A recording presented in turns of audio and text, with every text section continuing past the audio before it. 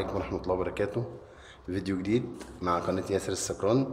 دي الآراء بعد ما خلصنا وشطبنا الشغل. بردك باشمهندس عمرو جه مع حضراتكم من على النت واتصل بيا كان عنده مشكلة. ايه رأيك يا هندسة؟ لا، وانا كان عندي مشكله في الدهان. النقاش ما كانش ظابط، الحيطان كان فيه المطبات. عيوب محاره كبيره.